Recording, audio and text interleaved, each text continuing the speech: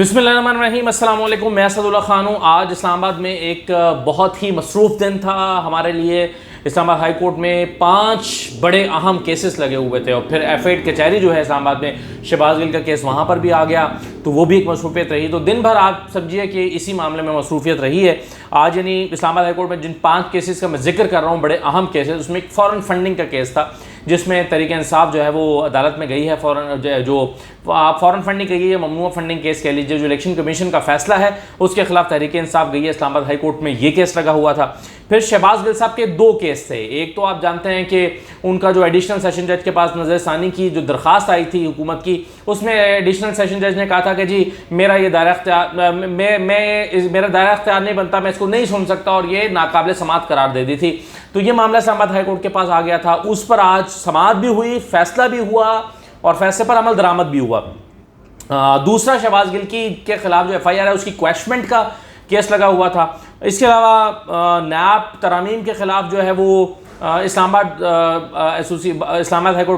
High court bar association जो है वो आई हुई थी, उनके केस में समाअत हुई है। और फिर 9 हलकों में इलेक्शन से मुतल्लिक जो है वो केस जो था वो इस्लामाबाद हाई कोर्ट में ज़ेर समाअत था। ये 5 केस जस्टिस आमिर फ़ारूक साहब की अदालत में सुने गए और बड़े ही अहम रिमार्क्स कुछ केसेस में आए। ख़ास तौर पर ये जो स्पीकर के हवाले से 9 हलकों का इलेक्शन और फिर 123 हलकों में 123 के तमाम लोगों का जो नोटिफिकेशन है उसको का जारी ना करना, इस पर बड़े ही अहम रिमार्क्स आए हैं। और वो रिमार्क्स इस तरह के हैं कि जिसको देख के लगता है कि शायद इस्लामाबाद हाई कोर्ट से 123 हलकों में जो है वो ज़िमनी इंतखाबात का ऑर्डर आ जाए, और यानी सिर्फ 9 हलकों में नहीं, तमाम हलकों में ज़िमनी इंतखाबात का ऑर्डर आ जाए। और उसके बाद फिर ज़ाहिर है इतने बड़े हलकों में इलेक्शन का मतलब है कि जनरल इलेक्शन। तो इन तमाम चीज़ों पर मैं अपडेट करता हूँ। आज दिन भर क्या चीज़ें होती रही हैं, ज़रा उस पर मैं आपके साथ चीज़ों को डिटेल्स को शेयर करता हूँ। देखिए, सबसे पहले तो जो ममनुआ फंडिंग केस था, अनवर मंसूर साहब ने उसमें दलाइल दिए सुबह 9 बजे। जैसा आमिर फ़ारूक साहब, ये सारे केसेस आमिर फ़ारूक साहब की अदालत में ही लगे हुए थे। तो उसमें उन्होंने कहा कि इसमें बहुत सारी गलतियाँ हैं, इसमें बहुत सारे एरर्स भी हैं, इसमें बहुत सारे वीक पॉइंट्स भी हैं जो सब आपके सामने रखना चाहते हैं। और फिर वली केस खान का हवाला आया कि एक वो केस था कि जिसमें पार्टी को बैन किया गया था, नेशनल अवामी पार्टी, जो कि बाद में फिर अवामी नेशनल पार्टी हो गई। तो वो ये कह रहे हैं कि अपनी नौयत का ये चूँकि एक बिल्कुल डिफरेंट केस था और it's a case of first impression, यानी पहली मरतबा अदालत को इस तरह के केस का सामना है, इसलिए इसको मैं समझता हूँ कि सिंगल बेंच को नहीं, लार्जर बेंच को सुनना चाहिए। और यही हुआ फिर कि चूँकि आमिर फ़ारूक साहब जो हैं वो कायम मकाम चीफ जस्टिस भी हैं इस्लामाबाद हाई कोर्ट के, तो उन्होंने अपनी सरबराही में एक 3 रुकनी लार्जर बेंच तश्कील दे दिया है। और इसमें जस्टिस बाबर सत्तार और जस्टिस औरंगज़ेब साहब ये शामिल हैं। तो इसमें आमिर फ़ारूक साहब तो चाह रहे थे, वो कह रहे थे कि अगर आप आज इसको रखना चाहते हैं तो हम आज ही रख लेते हैं, लेकिन अगर आप चाहते हैं कि हम इसको कल रखें तो कल रख लें। तो अनवर मंसूर साहब ने कहा कल मेरी कराची में मसरूफियत है, परसों रख लें। तो परसों अब लार्जर बेंच बैठेगा और वो इस केस की समाअत करेगा कि जो फ़ॉरेन फंडिंग का इलेक्शन कमीशन का फैसला है, अनवर मंसूर साहब बताना चाहते हैं कि इसमें क्या लूप होल्स हैं, इसमें क्या खराबियां हैं, इसमें क्या गलतियां हैं, इसमें क्या खामियां हैं, उसकी वो निशानदेही करेंगे और उसके बाद फैसला होगा। दूसरा जो था वो सरकार बनाम शहबाज शरीफ था। ये बड़ा अहम मामला है। इसमें शहबाज शरीफ साहब शहबाज गिल जो हैं, इनका जो मामला था ये जब गए थे मजिस्ट्रेट के सामने, वहाँ पर जिस्मानी रिमांड जो है वो की इस्तदा की थी हुकूमत ने। जिस्मानी रिमांड की बजाय इनको जुडिशियल रिमांड पर भेज दिया गया। इसको नज़रसानी में चले गए थे हुकूमत एडिशनल सेशन जज के पास। हालांकि मैं टेक्निकली इसको वैसे नज़रसानी नहीं समझता, इसके लिए अगरचे नज़रसानी का लफ्ज़ इस्तेमाल हुआ है, लेकिन मैं इसको अपील समझता हूँ। उसकी वजह यह कि नज़रसानी तो सेम जज या सेम बेंच के सामने होती है, लेकिन यहाँ पर एक जो मजिस्ट्रेट के फैसले को चैलेंज किया गया था एडिशनल सेशन जज के सामने, अदान साहब के सामने। तो इसको टेक्निकली तो अपील कहना चाहिए कि आप मजिस्ट्रेट के फैसले को लेकर एडिशनल सेशन जज के पास गए हैं और एडिशनल सेशन जज ने कहा था कि मैं इस पर नज़रसानी नहीं सुन सकता, उन्होंने इनकार कर दिया था। लेकिन अब मामला इस्लामाबाद हाई कोर्ट के पास गया। अब देखिए, इसमें टेक्निकल पॉइंट ये है कि इस तरह की कोई रवायत नहीं रही कि अगर किसी को का रिमांड दिया जाए एक मजिस्ट्रेट की जानिब से तो उसको वहीं पर नज़रसानी दायर कर दी जाए। इस तरह तो हर रिमांड जो होगा, ये एक नई रिवायत पड़ रही है कि कोई भी शख्स को जब फिजिकल रिमांड से जुडिशियल रिमांड दे दिया जाएगा तो वो उसको या उसकी मर्जी के मुताबिक रिमांड नहीं मिलेगा तो वो उसको चैलेंज कर सकता है या उस पर नजरसानी दायर कर सकता है। तो ये एक नया रास्ता खुल रहा है जिसकी कोई रवायत मौजूद नहीं है। लेकिन बहरहाल ये मामला आज इस्लामाबाद हाई कोर्ट के सामने जब पे आया, उस पर दलाइल हुए, तो दलाइल सुनने के बाद जस्टिस आमिर फारूक साहब ने कहा कि मैं इस पर जो जजमेंट्स हैं वो देखूंगा और देखने के बाद ये फैसला करूंगा कि इस मामले को वापस जाना चाहिए सेशन जज के पास या फिर इसको मेरिट की बुनियाद पर मैं सुनूंगा। तो बहरहाल वो फैसला महफूज किया गया और कुछ घंटों के बाद ये फैसला आया कि जी ठीक है, ये जो है वो वापस जाएगा एडिशनल सेशन जज के पास और एडिशनल सेशन जज जो हैं उनके पास, ये दीबा खान गालिबन उनका नाम है, तो उनके पास ये मामला आ गया है और अब इस पर आज मुख्तसर समाअत हुई, बल्कि कल इस पर कल की तारीख दे दी गई है और कल समाअत होगी। यानी शहबाज गिल के लिए ये इम्कान भी पैदा हो गया है कि वो वापस पुलिस कस्टडी में आ जाएं जेल से। यानी एक तरफ तो उनकी ज़मानत अप्लाई होनी है, वो तभी हो सकती है जब वो जुडिशियल हो, जो कि हो चुकी है, ज़मानत अप्लाई हो चुकी है। तो अब उसमें यह है कि अगर वो वापस पुलिस के पास आ जाते हैं, उनका जिस्मानी रिमांड दे दिया जाता है, तो फिर दोबारा से आप समझिए कि शहबाज गिल वहीं पर खड़े हो जाएंगे जहाँ पर वो एक हफ़्ता पहले खड़े थे। तो ये तो केस में डेवलपमेंट हुई है। फिर एक और चीज़ थी, शहबाज गिल की जो FIR है उसकी क्वैशमेंट के लिए दलाइल दिए गए। अब उसमें कहा गया है कि जी ये FIR ही ठीक नहीं है, इसमें जो जुमले FIR में लिखे गए हैं उनके इंटरव्यू से या उनके TV को जो बीपर दिया था उसमें से निकाल के, वो आउट ऑफ कॉन्टेक्स्ट हैं। उनको कॉन्टेक्स्ट के बगैर बीच में जो जुमले निकाल के लिखे गए हैं जिससे मफहूम गलत हो जाता है।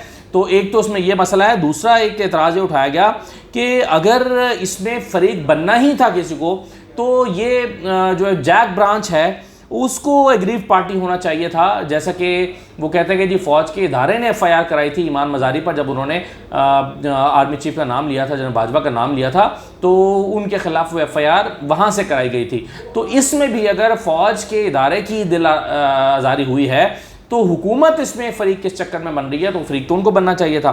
तो बहरहाल इसमें जो है वो FIR की जो क्वैशमेंट है उस पर जो है वो मामला आया है ये, और इसको भी कल सुना जाएगा। अच्छा, अब एक और चीज़ थी इस्लामाबाद हाई कोर्ट के सामने, हाई कोर्ट बार एसोसिएशन की तरफ से नैब तरामीम के हवाले से। तो इस पर बहुत मुख्तसर समाअत हुई। जो शुएब शाहीन साहब हैं वो उन्होंने कुछ आर्गूमेंट दिए, लेकिन अदालत ने पूछा कि ये तो जो है वो सुप्रीम कोर्ट में भी ज़ेर समाअत है। तो उन्होंने कहा कि जी सुप्रीम कोर्ट में भी ज़ेर समाअत है नैब की तरामीम का मामला। तो फिर जज साहब ने कहा कि क्या ये मुनासिब होगा कि सुप्रीम कोर्ट भी सुन रही है और इधर मैं भी इसको सुन रहा हूँ। तो उन्होंने कहा कि जी बिल्कुल मुनासिब होगा। उसकी वजह यह है कि अगर वहाँ से हमारे दलाइल यहाँ पर मुकम्मल होने या फैसला आने से पहले वहाँ पर ये डिसीजन आ जाता है तो ये मामला यहाँ पर ख़त्म हो जाएगा। लेकिन अगर आप पहले किसी नतीजे पर पहुँचते हैं तो आपके जो पॉइंट्स हैं और आर्गूमेंट्स हैं, हमारे आर्गूमेंट्स और आपके पॉइंट्स और फैसले के जो मंदरजात हैं, वो सारे सुप्रीम कोर्ट के अंदर चले जाएंगे और वहाँ जाकर वो हिस्सा बन जाएंगे। तो उनके लिए भी गाइडलाइन मिल जाएगी। तो इस पर आमिर फारूक साहब कन्विंस हुए और उन्होंने कहा कि बिल्कुल ठीक है, लेकिन इसमें जो है वो 3 हफ्ते का टाइम दे दिया गया। ये चाह रहे थे शुएब शाहीन साहब कि इसको जल्दी रखा जाए, इसी हफ्ते के अंदर रखा जाए। दूसरी पार्टी जो है वो 4 हफ्ते का टाइम मांग रही थी, लेकिन जज साहब ने कहा कि 3 हफ्ते का मैं टाइम दे देता हूँ। अच्छा, अभी इनमें सबसे अहम केस जो है, वैसे तो सारे ही केसेस बड़े अहम थे, लेकिन ये जो केस है, ये आखिरी केस, ये बड़ा इंपॉर्टेंट था। और इसमें यह है कि PTI बनाम स्पीकर नेशनल असम्बली PTI गई है कि जी ये 9 हल्कों के 9 उम्मीदवारों के इन्होंने कबूल कर लिए हैं इस्तीफ़े, और उसके बाद जो है वो बाकियों को इन्होंने जो है वो बाकियों को कबूल नहीं किए। तो ये क्या मामला है? तो इस पर जो दूसरे फरीक थे, फरीक मुखालिफ हुकूमत के, उन्होंने कहा कि हमें इसकी कॉपी नहीं मिली। तो उस पर जज साहब बड़े भरम हुए। उन्होंने कहा कि 12 तारीख का ये मामला हमारे पास आया हुआ है, आप अभी तक कॉपी में फंसे हुए हैं। मैंने यहाँ पर फोटो कॉपियर लगाया हुआ है कि मैं आपको कॉपियाँ करके दूँ, आपको अब तक इसकी कॉपी ले लेनी चाहिए थी और आपको इसका जवाब जमा कराना चाहिए था। तो उस पर उन्होंने भरमी का इजहार किया और उन्होंने फिर ये भी कहा कि डिप्टी स्पीकर साहब जो हैं वो उनका जो ऑर्डर था उसके बारे में उनका हमारे सामने आ जाना चाहिए कि उन्होंने वो जो सबके इस्तीफे थे वो कबूल कर लिए हैं कि नहीं किए, और अगर उन्होंने कबूल कर लिए हैं तो इनको क्या रिलक्टेंस है। तो इस पर कुछ डिस्कशन हुई और इस पर यह भी कहा फैसल चौधरी साहब ने, उन्होंने कहा कि वेरिफिकेशन का जो प्रोसेस है वो मुकम्मल हो चुका है, और इम्पॉर्टेंट बात यह है कि कोई शिकायत कुनिंदा जो है वो सामने नहीं आया शिकायत लेकर के जी मैंने तो इस्तीफ़ा दिया नहीं है और ये मेरा इस्तीफ़ा कैसे कबूल हो गया। तो चूंकि कासिम सूरी के खिलाफ कोई दरखास्त कुरिंदा दरखास्त लेकर ही नहीं आया, तो वो वेरिफिकेशन का प्रोसेस भी मुकम्मल हो चुका है, तो वो इस्तीफ़े कबूल समझे जाने चाहिए। तो इस पर जो मौजूदा स्पीकर हैं ये कैसे उसको होल्ड कर सकते हैं और कह सकते हैं कि जी इस्तीफ़े कबूल नहीं हुए। तो उस पर जज साहब ने कहा कि जी या तो सारे जो हैं वो हमें डॉक्यूमेंट दिखा दें कि इस्तीफ़े कबूल हो गए हैं या नहीं हुए, और वकील साहब ने यह भी कहा कि सारे 123 आदमियों के नोटिस जारी कर दें, सारे के सारे 123 लोग हैं उनको डी नोटिफाई कर दें, बस ठीक है कि जी आपके इस्तीफ़े कबूल हो गए हैं, या अगर नहीं हुए तो रीज़न्स दे दें। तो फिर जज साहब ने कहा कि ठीक है जी, बुनियादी तौर पर इसमें अच्छा एक इसमें जो है वो हुकूमती वकील की तरफ से ये भी कहा गया कि आप एक काम करें कि जे 123 लोग हैं इन सारों को नोटिस भेजें फरीक बनाने के लिए। तो जज साहब ने कहा कि ये इस तरह नहीं होगा, मतलब खिलारा डालने वाली बात है ना ये। तो जज साहब ने कहा कि इस बुनियादी तौर पर तो नेशनल असेंबली के जो स्पीकर हैं वो रिस्पॉन्डेंट है ना, तो उन्होंका जवाब आना चाहिए, ना कि 123 के 123 को फ्रीक बना लिया जाए। तो ये दरख्वास्त उन्होंने रद्द कर दी। तो फिर अब उन्होंने कहा कि जी सीधी सीधी बात है, अगर सारे 123 लोगों के डिप्टी स्पीकर कासिम सूरी वो कबूल करके चले गए हैं तो बस ठीक है, डी नोटिफाई करें और 123 हल्कों में इलेक्शन करें, सीधी सीधी बात है। तो ये बड़ी अहम बात बड़े सादगी के साथ कह दी उन्होंने, वो बड़े सादा अंदाज में कह दी जज साहब ने। लेकिन अब 123 हल्कों में इलेक्शन का मतलब तो ये है कि फिर एक तरह से जनरल इलेक्शन की तरफ मामला जाएगा।